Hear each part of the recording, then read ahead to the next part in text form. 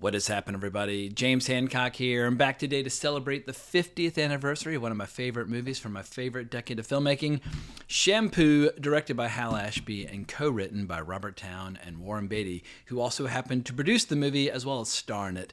The only other producer on the film was an associate producer by the name of Charles H. McGuire. Suffice to say, this was Warren Beatty's baby, his vanity project, that he started working on back in 1967, and by 1975, the film would ultimately prove to be his finest hour and his greatest success, in my opinion. Warren Beatty would probably say Reds, but I humbly disagree.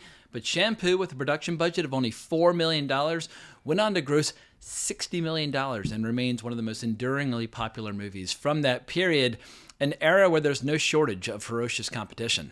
Beautiful girl, I don't know. I mean, that's it. It makes my day. I mean, it makes me feel like I'm going to live forever. What's incredible to me is how on the surface this movie feels totally inconsequential, easy to dismiss when compared to the magnitude and the ambition of movies like The Godfather or Taxi Driver or The Deer Hunter or any other major movie from the 70s that you care to mention. But even though it feels simple, it's deceptively so. The movie begins innocently enough as a tale of a hairdresser, basically a Lothario, juggling all the women in his life, all while trying to get his own shop off the ground. And it's the evening of the presidential election in 1968, and George is planning on hitting a few parties that evening. No big deal, doesn't really sound like anything major. But somehow this little lighthearted character study slowly evolves into something so much more by the closing credits. For me, it becomes this incredibly melancholy and beautiful viewing experience, one that kind of creeps up on you, a little bit like that old expression about the frog in the boiling kettle who doesn't notice the changing temperature until it is much too late. And this is going to sound hyperbolic, but for me, this harmless sex comedy, one that was engineered to show off Beatty's prowess in bed, somehow becomes this elegiac requiem for the death of the 60s, or at least the spirit of the 60s that was embraced by so many filmmakers in Los Angeles. And I'll take my pretentious claims one step further. Whether it was intentional or not by the Hall of Fame filmmakers involved in this production, Shampoo for me is a heartbreaking symbol for the death of the new Hollywood, an era responsible for movies like Bonnie and Clyde, The Graduate, McCabe and Mrs. Miller, and Chinatown. That era was over, and a new era, starting in the summer of 1975 with Jaws, the era of the blockbuster, was about to begin. Now, before you tell me that The Godfather and American Graffiti and The Exorcist were all massive hits, I'm well aware that they were successful movies before the release of Jaws in the summer of 1975, but the industry fundamentally changed after the release of Jaws and shifted toward these massive release strategies where prior to the release of Jaws, it was unheard of to release a movie in several hundred theaters all at once. And now, obviously, in 2025, it's pretty much the norm to release a movie in several thousand screens all at once. But for Hollywood, 1975 is a clear pivot point where an era of optimism and commercial filmmaking was about to replace a heartbreakingly brief era from the late 60s through the mid-70s that had been dominated by kind of self-consciously arty, oftentimes bleak, cynical movies that for a brief shining moment were made by major studios featuring major movie stars. Warren Beatty would star in some of the best of these new Hollywood movies, the most obvious being Bonnie and Clyde, McCabe and Mrs. Miller, Parallax View, and Shampoo. But it is unthinkable that movies like Clockwork Orange or Straw Dogs or Deliverance could be studio movies in any other era apart from the early 70s. And by the late 70s, it was movies like Rocky and Star Wars and Close Encounters of the Third Kind that would take center stage. And don't get me wrong, I love those movies. But on February 10th of 1975, as Shampoo held its first private screening for the likes of Andy Warhol and Salvador Dali, followed by its official premiere the following day on the 11th, the new Hollywood was about to enjoy one of its greatest successes right before it died. So for you youngins out there, what do I mean by the new Hollywood? Well, by the late 60s, the old school studio system was in rapid decline, but around 1967, a new generation of filmmakers was starting to emerge to kind of breathe new life into the movie biz. And sometimes I use the term interchangeably with the film school generation because obviously between the film school generation and the new Hollywood, there was a ton of overlap. But at least in my mind, there's a key distinction. For me, the film school generation is folks like George Lucas or Steven Spielberg or John Milius or John Carpenter, filmmakers who went to schools in Southern California and transformed commercial filmmaking for a generation.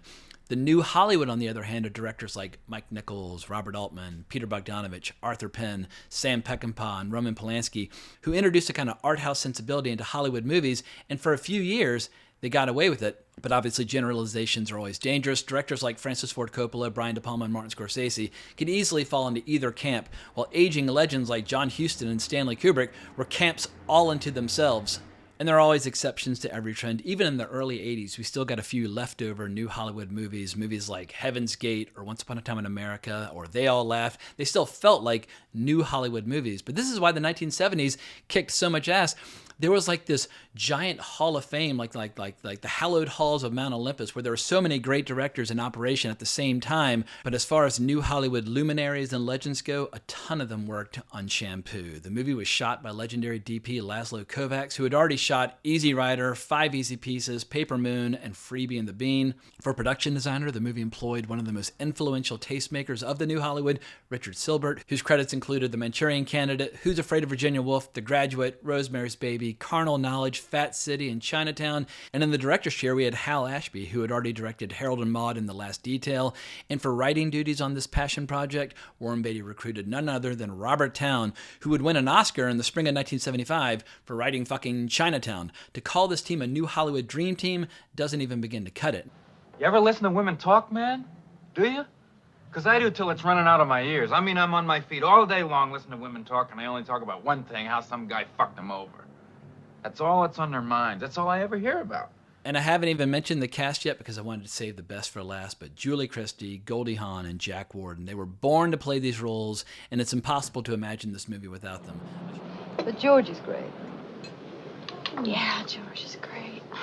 I should also add that Warren Beatty and Julie Christie, they had been seeing each other socially or romantically for years leading up to this movie, and as their relationship started to kind of draw to a close, Warren Beatty and Goldie Hawn had their own thing going on. But when it comes to Warren Beatty's love life, as he said, he was having a little bit too much fun at that time. But let's just say that Warren Beatty, Jack Nicholson, and Robert Evans were all competing in Hollywood to have the biggest swinging dick of the 1970s, and I'm not quite sure to this day who is the official GOAT in that conversation or competition.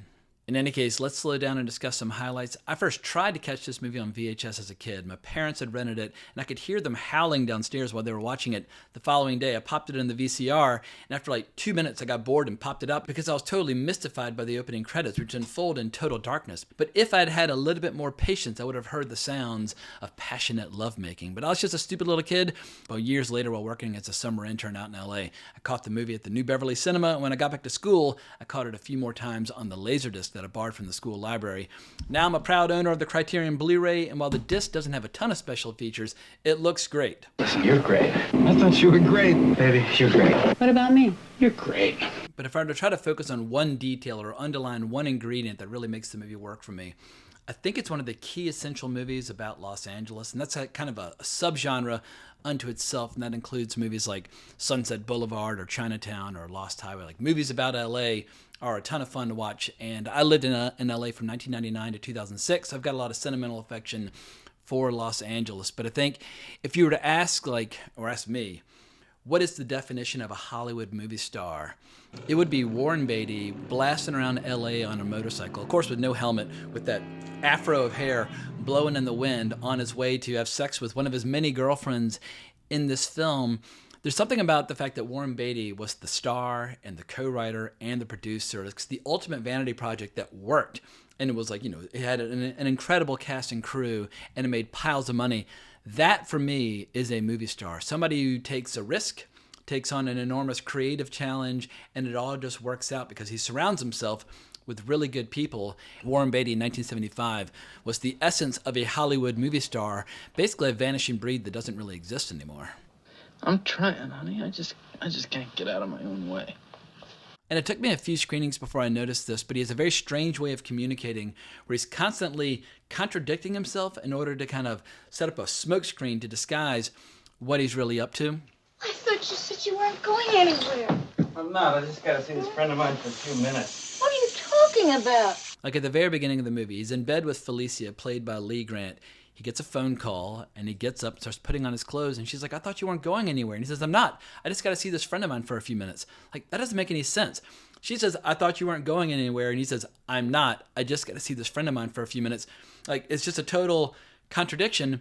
But throughout the entire movie, he keeps kind of babbling this nonsense. It's one of those girls, isn't it? You're going to see one of those girls. What girl? She's not a girl.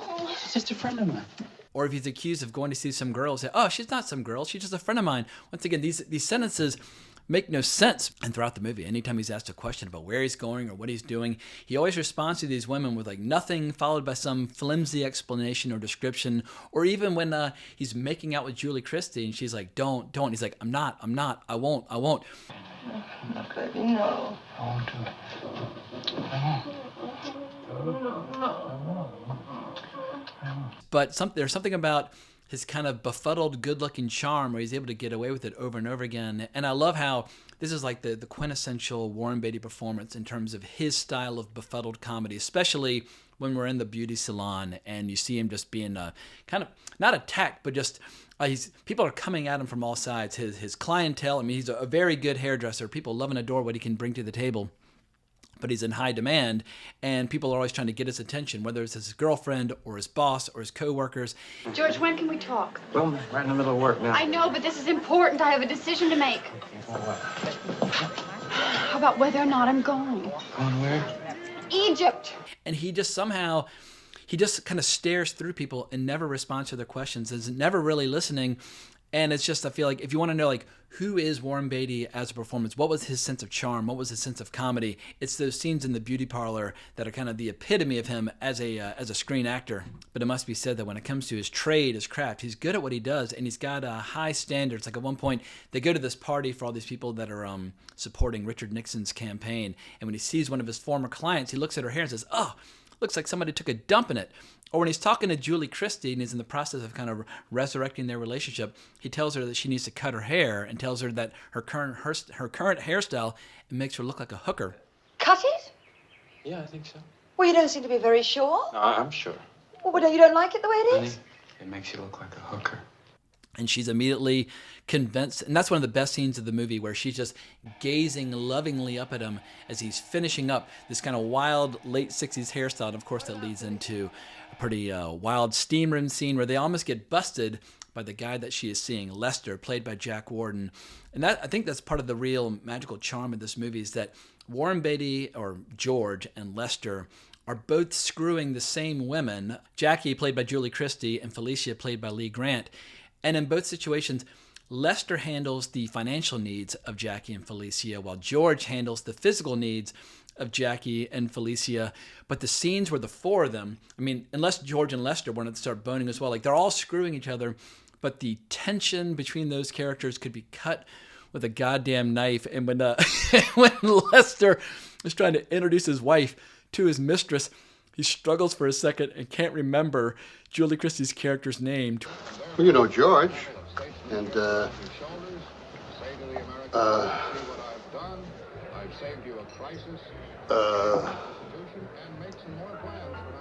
Jackie Shawn. She has so many incredible performances going back to movies like Darling in the early 60s, but I think this might be her finest hour as well, because she's not a good drinker and she avoids drinking, but when Lester makes a reference to George, about keep an eye on Jackie and don't let her drink too much, she's high-strung, defiantly, she starts pounding cocktails. I mean, she just puts back like 2 or 3 cocktails, boom, boom, boom, one after another, and proceeds to make a complete and total spectacle of herself the rest of the evening. And most of all, I'd like to suck his cock.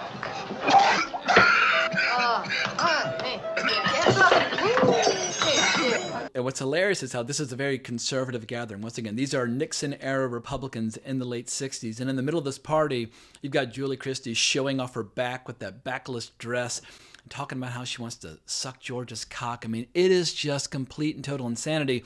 And Warren Beatty throughout this whole scene is just absolutely hilarious, because he's trying to keep track of 3 women all at once. You got Felicia aggressively coming after him. He's trying to keep track of Goldie Hawn, his girlfriend, who's obviously falling in love with this director that she's working with.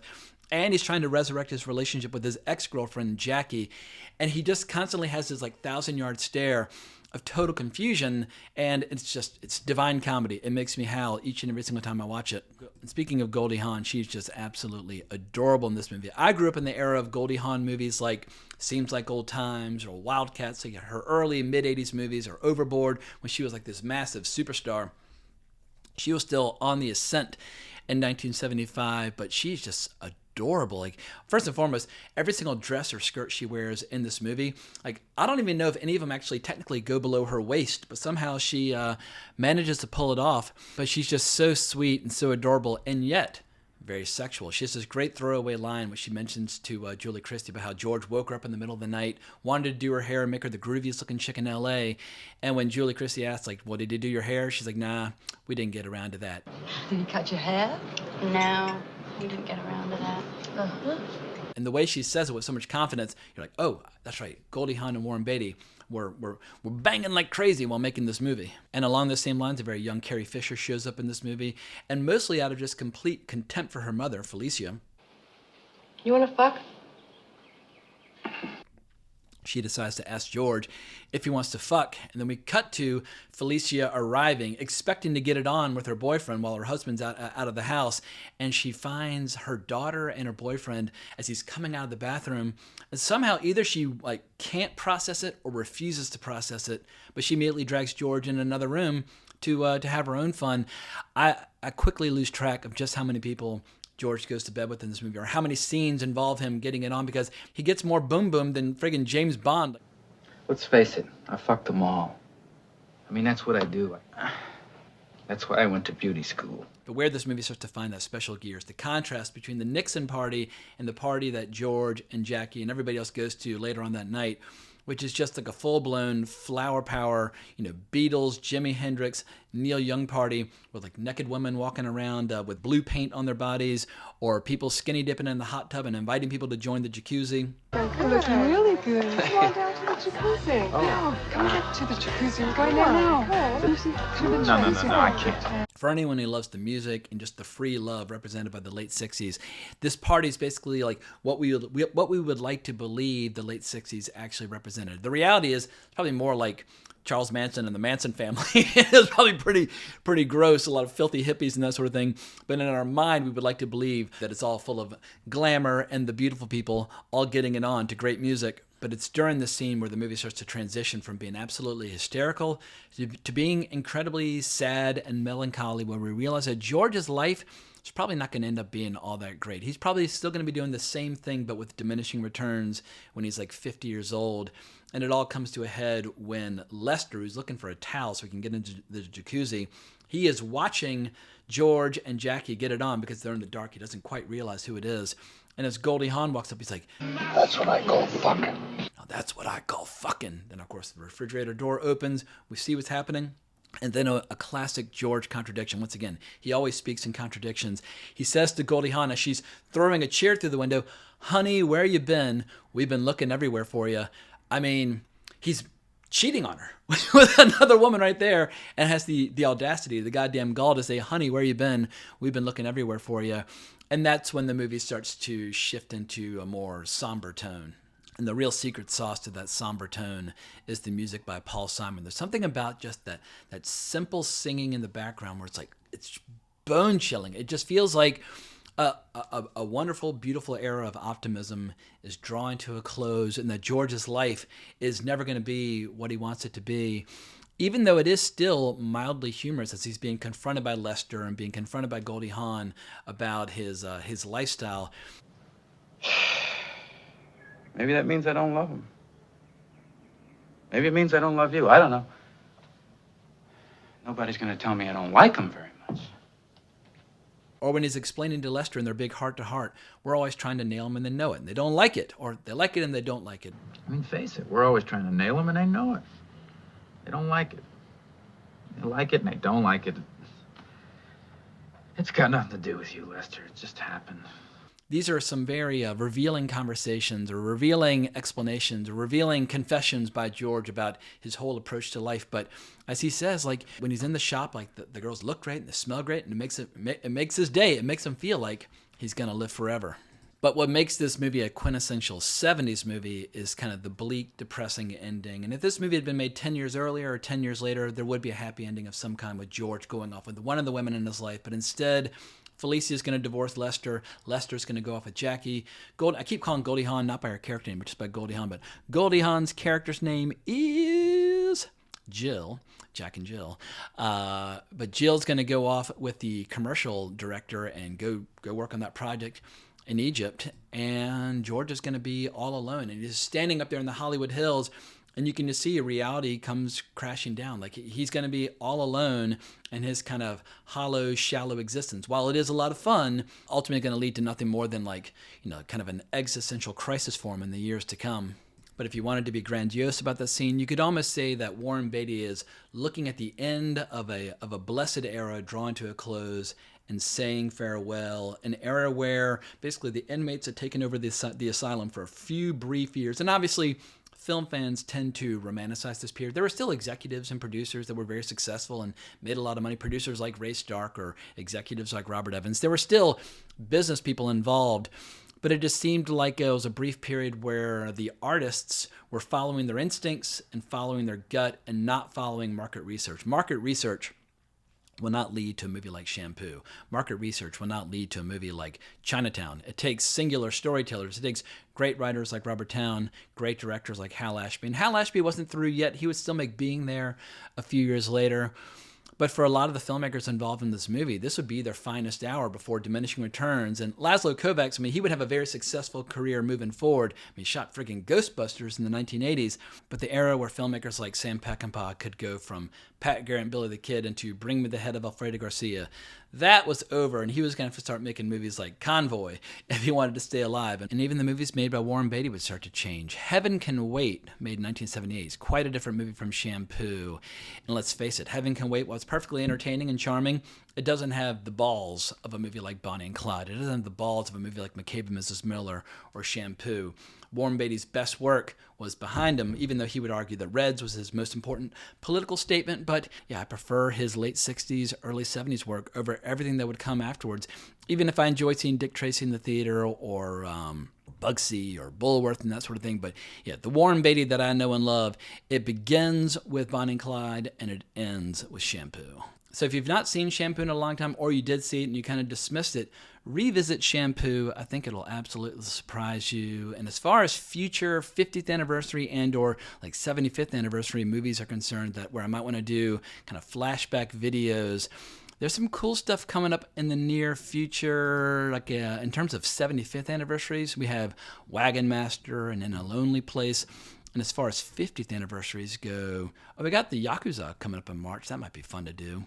Oh, and we got Super Vixens in April. I'll definitely have to revisit Super Vixens for the people who are fans of Russ Meyer. Oh, and Monty Python and the Holy Grail. In any event, I love doing 50th anniversary reviews and I love doing 75th anniversary reviews, but I think it's time to wrap this sucker up. So let me know what you think down in the comments below.